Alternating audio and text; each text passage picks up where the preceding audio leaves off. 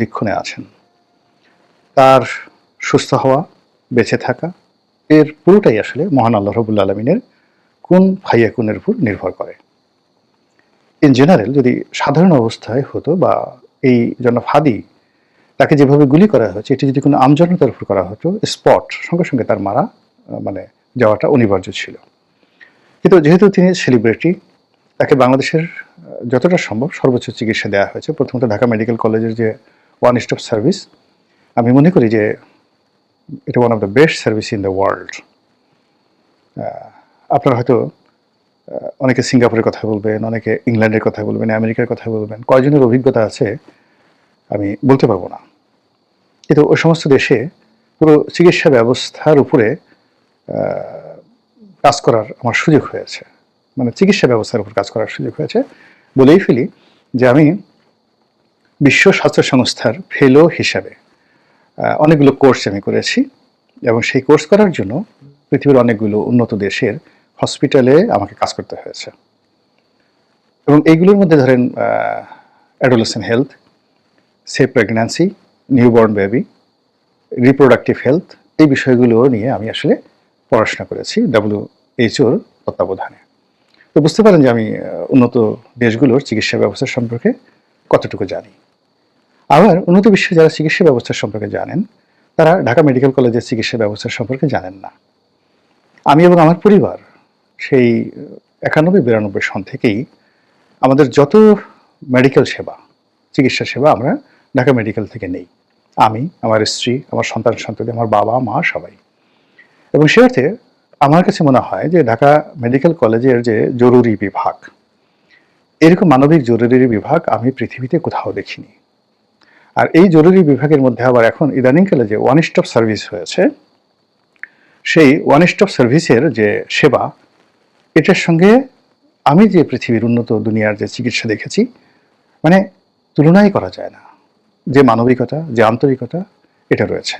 Dhaka medical কলেজের যে আইসিইউটা রয়েছে, এই আইসিইউর মতো এরকম মানবিক আইসিইউ পৃথিবীতে আর কোথাও দেখিনি। জাস্ট অতীতে বহুবার সেবা পেয়েছি। একেবারে সাম্প্রতিক একটা ঘটনা বলি। আমার একটা বাগান বাড়ি আছে, সেই বাগান বাড়ির কেয়ারটেকার আমাকে আব্বা ডাকতেন, বাবা ডাকতেন। গত 5 বছর ধরে তার পুরো পরিবার আমার সঙ্গে থাকে। তার স্ত্রী, তার 2টো শিশু সন্তান।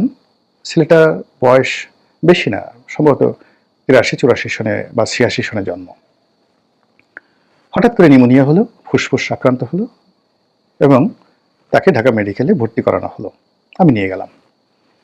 তো এরকম একটা অবস্থা হলো, তার আইসিইউ দরকার এবং ওই মুহূর্তে যদি আইসিইউ না পেতাম তাহলে আমাকে, যাকে বলা হয় মানে ওই 1 ঘন্টার মধ্যে রাজু মারা যেত।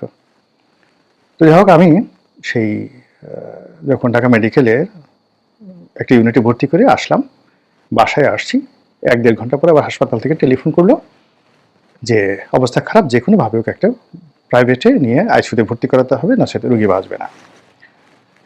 তো আমি পাগলের মতো চলে গেলাম ঢাকা মেডিকেল এর 3-4টি আইসিইউ যা আছে সবগুলোতে গেলাম।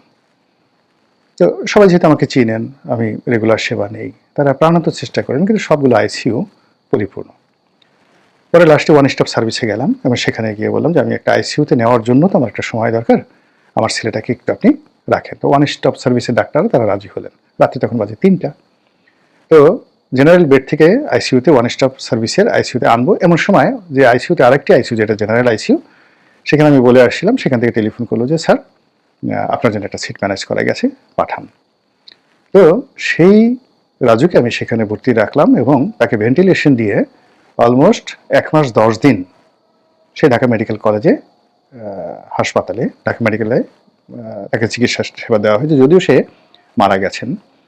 কিন্তু 1 মাস 10 দিন এরকম একটা অসহায় দরিদ্র বিনামূল্যে আইসিইউ সেবা উইথ ভেন্টিলেশন সহ পৃথিবীর অন্য কোনো দেশে হতে কিনা আমি জানি না। তো সেই ঢাকা মেডিকেলে হাদিকে চিকিৎসা সেবা দেওয়া হয়েছে। তার প্রাথমিক যে ডেঞ্জারটা ছিল সেটাকে মানে দূর করা গেছে। এরপর এভার কেয়ারে নিয়ে সর্বোচ্চ চিকিৎসা দেওয়া হচ্ছে আধুনিকতা সহকারে।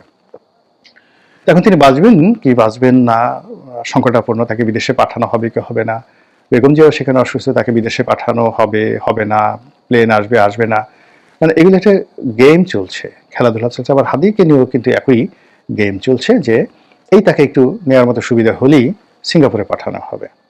এবং এখন হাদি যে চিকিৎসা পাচ্ছে এর উপর আসলে চিকিৎসা হয় না, এখানে সিঙ্গাপুর নিলেও কোনো লাভ হবে না। তো এনিওয়ে, কিন্তু এটা নিয়ে আমরা নাটক করছি। সেই নাটকের বাইরে গিয়ে যে বিষয়টি নিয়ে আমি আজকে আলোচনা করব সেটা হলো যে হাদির এই গুলিবিদ্ধ হওয়াটা কোনো বিচ্ছিন্ন ঘটনা নয়, এটি একটি ম্যাটিকুলাস ডিজাইন। যারাই করেছেন তারা কেবলমাত্র হাদিকে হত্যা করার জন্য করেছেন, আই ডু নট বিলিভ। এটা এরকম একটা ডিজাইন করে করা হয়েছে যাতে করে এই মুহূর্তে পুরো নির্বাচন প্রক্রিয়াটির সঙ্গে যারা জড়িত তাদের সকলের মনে ভয় ধরিয়ে দেওয়া যায়, এবং সেটা কাজ করেছে। দ্বিতীয়ত, সারা দেশে একটা অস্থিরতা তৈরি করা যায়। তৃতীয়ত, এখানে যে সকল পক্ষ রয়েছে তারা পরস্পর বিরোধী যে ফাইট, সে ফাইট তারা করবে, একে অপরকে দোষারোপ করবে, এবং সেই কাজগুলো শুরু হয়ে গেছে। ফলে যারা এই কাজটি করেছে তারা শতভাগ সফল। আমরা দেখলাম যে এই ঘটনার দায় প্রথমে মির্জা আব্বাসের উপর চাপানো হলো, পরবর্তী দেখা গেল যে না, সেটা খাচ্ছে না। এরপরে এক পক্ষ বলার চেষ্টা করলো যে এই ঘটনা সঙ্গে সেই ডাকসু ভিপি সাদিক কাইম সে জড়িত, সেটাও খাওয়ানো গেল না। তারপরে বলা হলো এটা ছাত্রলীগ কে ব্যবহার করে সেই ভারত থেকে জাহাঙ্গীর কবির নানক ঘটিয়েছেন, অথবা যুবলীগের যে সম্রাট ছিল ইসমাইল হোসেন সম্রাট, তিনি এই ঘটনা ঘটিয়েছেন।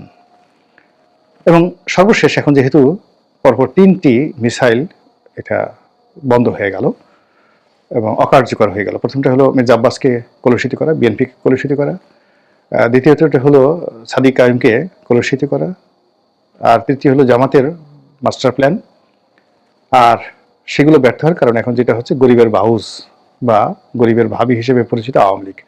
একেবারে কিছু যদি কেউ যদি কোনো মনুষ্য বিষ্ঠা গু যেটাকে বলা হয়, মানুষের গু, কারো যদি টয়লেট থেকে গু হারিয়ে যায়, এখন সেটার জন্য এখন মানুষ আওয়ামী লীগের দায়ী করবে যে আওয়ামী লীগের এখন কোনো কাজ হয়, তারা মানুষের গু চুরি করে। এরা চুরি করতে করতে এত খারাপ হয়ে গেছে, এখন গু চুরি করা ছেলেদের কোনো কাজ নেই, ওদের এরা গু চোর। এই জিনিসগুলো একটা ট্রেন্ড চলে আসছে, গরিবের ভাউস হিসেবে সমস্ত দায়িত্ব আওয়ামী লীগের উপর চাপিয়ে দাও। এতে যারাই কাণ্ডটি ঘটিয়েছে তাদের যে কি পরিমাণ লাভ হবে এটা আপনি কল্পনা করতে পারবেন না। প্রথমত, এই ঘটনার দায় যদি আওয়ামী লীগের উপরে দেওয়া হয় তাহলে ধরে নিতে হবে যে আওয়ামী লীগের একটা বিরাট শক্তি আছে, মিলিটারি পাওয়ার আছে, এবং এই পৃথিবীতে এই এখন আমাদের যে বাংলাদেশে ক্রাইসিস টাইম রয়েছে, এই সময়টিতে যারা সবচেয়ে বেশি ভয় দেখাতে পারবে, ভয় সৃষ্টি করতে পারবে, তারাই বিজয়ী হবে।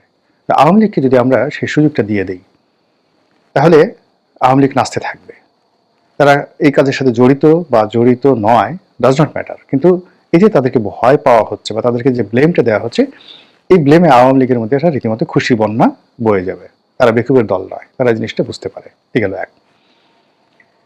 2 নম্বর হলো যে প্রকৃত অপরাধী যারা আছে, সেই প্রকৃত অপরাধী এই সময়টি থেকে নিজেদেরকে গুছিয়ে নেওয়ার সুযোগ পাবে, এবং তাদের সেকেন্ড এবং